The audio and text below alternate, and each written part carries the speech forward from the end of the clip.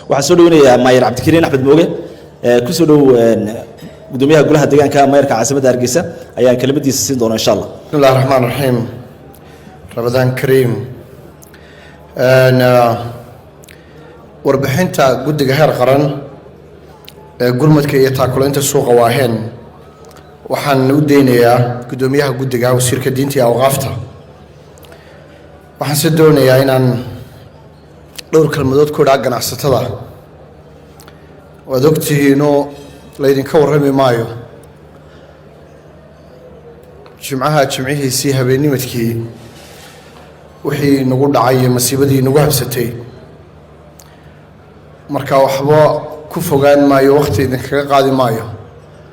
meeshaa wixii ka dhacay waa wada joogteen waa habeenaynu xasuusnaan doono oo qof kasta oo inaga midana xusuustiisa insha Allah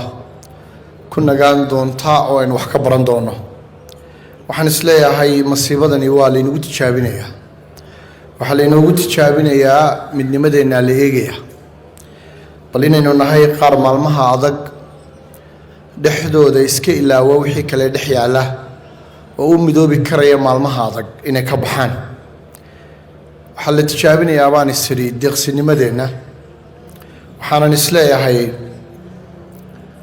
malaa waxaa la tijaabinayaa inaynu nahay qaaraan waxba la hadhin markay tan oo kale dhacdo oday adeer ahaayoo caan ahaa allaha u naxariistee oo aad nin u shaqo badan ahaa maal badanna lahaa ayaa halahays wuxuu u lahaa maalmaha adag soomaalidu berigaa maguunbay isku qabsan jirtay ay ku ficiltami jirtay marka halahays wuxuu u lahaa waa maalintaan u shaqaysan jiray intuu dhigo waxaa la isku haysto oo dhan ayuu odhan jiray waa maalintaan u shaqaysan jiray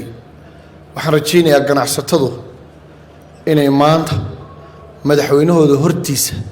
madaxweyne ku-xigeenkooda hortiisa inay ka yidhaahdaan waa maalintaan u shaqaysan jiray waxaan isleeyahay malaa waxaa la tijaabinayaa iskaalmaysigeena iyo inaynu nahay qaar marka qaar inaga midi tan oo kale ku dhacdo inay kuwa kalena markaa u kacaan oo ay markaasi gacan qabtaan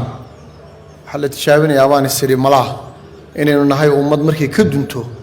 dib u dhisan karaya sidii ay dhaydhkiiba markaa aynu u dhisannay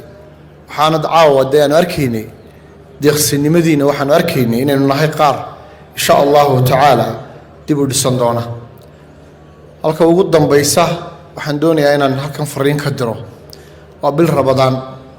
maalmo adag baynu ku jirnaa oo dee dhib weyn baa ina soo gaadhay waxaase jira maaragtay dad aan wanaagsanayn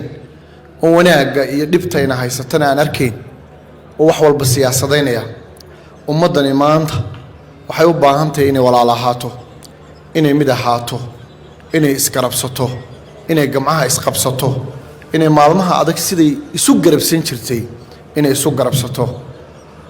kuwa aan caqligoodu ama sidaynu u fikirayna aan u fikirahayn waxaan leeyahay waa Ramadaan dadkeena dhibaataysan nama mudna in la isku dul qabsado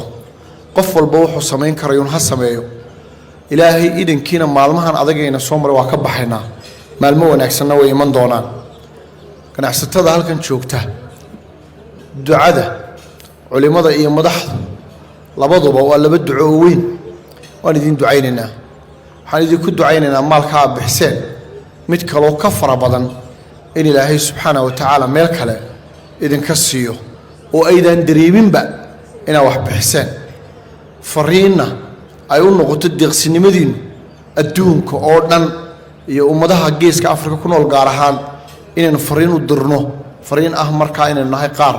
maalmahan oo kale iskarabsada ilaahay idinkii kuweena dhibtu gaadhina ilaahay baa laabaha loo siin doono maalka ka baxay waxay ku ilaabi doonaan inuu ilaahay markii horeba maalka siiyey ku kaloo badanna ilaahay siin doono innagana waxaa laynaga rabaa inaynu u dadaalno madaxda iyo siyaasiyiintana waxaan leeyahay war maalmahani waa maalmihii la iskarabsan jiray la isbabar istaagi jiray hadallada xanafta leh ee shakiga abuuraya ee ummadda iska horkeenaya in ummadda laga daayo weeye tushuushka in laga daayo weeye nin kastaaba intuu qaban karayo inuu qabto weeye jeebka in gacanta la geliyo weeye inaan waxba lala hadhin weeye in madaxweynaha qaranka oo hawshan hogaaminaya inaynu ku gacan siino weeye inayna waxba kala hadhin weeye talada kala hadhin weeye adduunka kala hadhin weeye dee midka dhangagaalaha ay halkaynu u soconno meel ahaynu u soconna kaana ilaahay baynu u habaari mayna ilaahay baynu u weydiinaynaa inuu soo baydho oo waddada wanaagsan aynu hayno ee ummaddan masaakiinta ee dhibtu gaadhay aynu ugu gargaarayno inuu noola gargaaro waan idin wada ducaynayaa wasalaamu calaykum waraxmatullaahi wabarakaatu